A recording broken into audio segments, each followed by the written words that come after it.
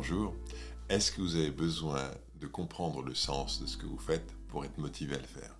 Est-ce que vous avez besoin qu'on vous explique à quoi va servir ce qu'on vous demande de faire pour être motivé à faire cette chose? Si c'est le cas, eh bien dans cette vidéo, vous allez comprendre qu'est-ce qui fait que dans certains cas, vous êtes motivé parce que vous avez compris le sens de ce qu'on vous demande de faire et pourquoi d'autres fois, ça ne marche pas du tout. Alors aujourd'hui, je ne vais pas vous parler du sens de la vie, je vais vous parler du type violet qui a besoin de trouver du sens dans ce qu'il fait au quotidien. Alors bien sûr, je fais référence au modèle Comcolors qui est basé sur 6 types de personnalités.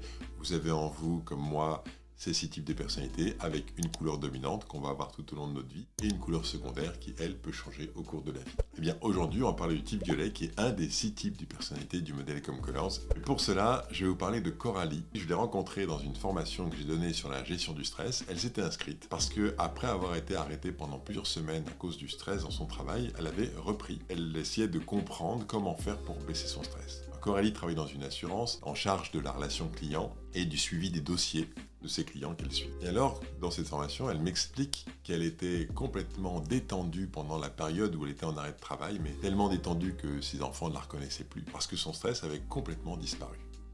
Et là, elle avait repris depuis maintenant quelques semaines et elle sentait que le stress revenait et elle ne comprenait pas pourquoi. Son manager lui dit de ne pas prendre les choses trop à cœur, de ne pas s'en faire comme elle s'en fait. Ne t'inquiète pas, ça va bien se passer. Bien se passer, ne t'inquiète pas. T'inquiète pas. Et puis d'ailleurs, quand elle observe les autres autour d'elle qui vivent les mêmes choses qu'elle, eh bien ils sont pas stressés. Donc c'est bien elle qui a un problème. Et donc c'est pas l'organisation du travail qui génère son stress, c'est bien elle qui est dans une situation de stress qui est liée à elle finalement. Et ça va péter! Péter!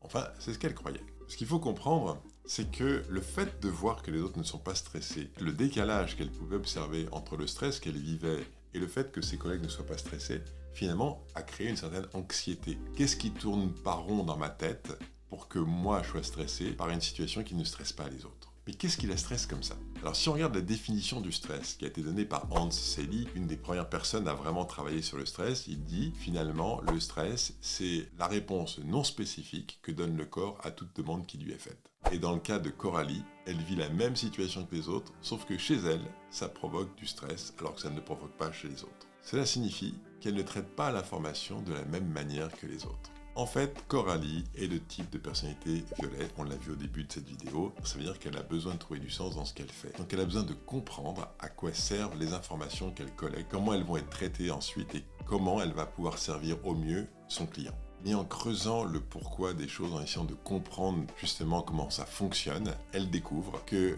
en fait, les dossiers sont truffés d'erreurs, qu'il y a plein d'informations qui ne sont pas mises à jour dans le dossier et que du coup, le client n'aura jamais un dossier complet, bien traité jusqu'au bout.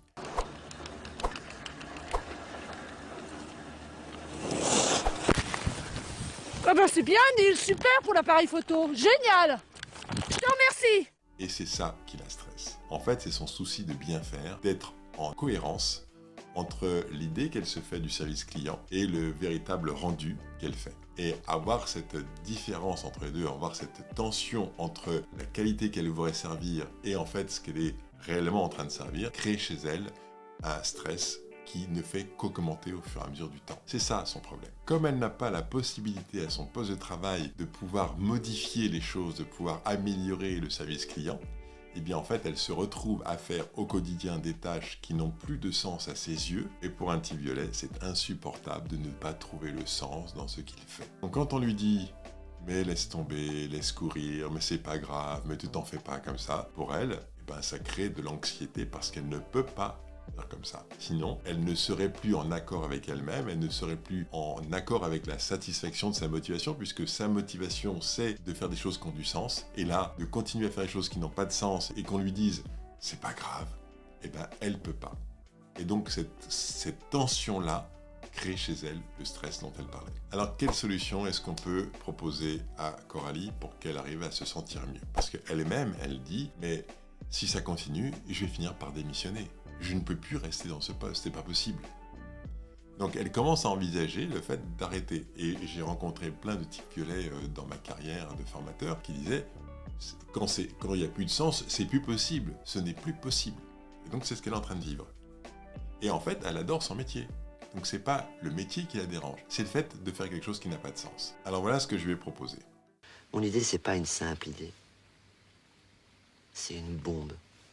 Je lui ai dit, mais puisque toi tu vois les dysfonctionnements et que tu vois finement ce qui ne va pas, alors que les autres ne le voient pas forcément aussi clairement que toi, pourquoi est-ce que tu ne te rapprocherais pas du service qualité pour contribuer à l'amélioration de la qualité au sein de ton entreprise? Comme ça, tu pourras avoir un impact sur cette qualité que tu recherches et que l'entreprise recherche. Et de cette manière, tu pourras améliorer la relation client et le service client. Et là, c'est la magie qu'on peut observer parfois quand d'un seul coup ça fait mouche. Eh bien, Coralie, d'un seul coup, c'est mieux avoir le visage qui s'est détendu. Un large sourire est arrivé sur son visage. Les yeux se sont mis à pétiller parce que enfin, elle voyait comment elle pouvait redonner du sens au travail qu'elle faisait au quotidien. Mais c'est super ça! Pourquoi tu me l'as pas dit plus tôt? Ah bah je suis ravie! Et ce changement de regard sur son travail lui a permis d'un seul coup de se dire « Ah mais alors en fait, je peux vivre autrement cette situation parce que si je peux contribuer à l'amélioration du service client, mais du coup, moi je peux accepter qu'il y ait des erreurs parce que je sais qu'elles vont être corrigées, parce que je sais qu'on va pouvoir faire avancer les choses et qu'on va pouvoir améliorer les choses. » Qu'est-ce qui s'est passé pour Coralie? Eh bien, en quelques secondes, elle est passée de « je suis démotivé, je suis stressé, je ne vois pas comment je peux continuer à faire un travail dans lequel il n'y a pas de sens » à d'un seul coup, je me remobilise parce que je vois comment moi je peux donner du sens à mon travail et du coup elle s'est remise en contact avec sa motivation, c'est-à-dire faire des choses qui ont du sens, faire quelque chose qui me permet de me sentir utile et de contribuer réellement à faire en sorte que j'offre le meilleur service client possible. Alors ce que je trouve génial dans cette histoire, c'est à quel point nous avons besoin finalement de pouvoir être nous-mêmes dans le poste que nous occupons, c'est-à-dire de pouvoir vivre notre type de personnalité de façon positive dans l'environnement. Et en faisant ça, nous, on va y trouver une satisfaction extraordinaire, mais l'entreprise va y trouver également un bénéfice énorme. En fait, tout le monde est gagnant quand on peut être qui on est et quand ce qu'on est accepté et valorisé dans l'environnement dans lequel on est. Et ce que je viens d'expliquer aujourd'hui pour le type violet, évidemment ça marche pour les 5 autres types de personnalités du modèle comme Colors. À chaque fois que vous pouvez être vous-même, eh bien en fait, vous vous faites un magnifique cadeau pour vous-même et vous faites un magnifique cadeau pour ceux qui sont autour de vous. Alors peut-être que vous êtes reconnu dans cette vidéo, vous dites « Ah ben moi ça me parle complètement, je suis type violet » ou peut-être que vous vous dites « Bah je suis pas sûr » ou peut-être je suis un autre type de personnalité. Si vous avez envie d'en savoir plus, si vous voulez trouver votre type de personnalité, il y a différentes manières, mais je vous conseille la lecture du livre qui s'appelle « Découvrir sa personnalité et celle des autres ». Et d'ailleurs, je vous mets un lien juste là pour que vous puissiez le voir. J'ai fait une vidéo qui présente ce livre et peut-être qu'en le lisant, vous pourriez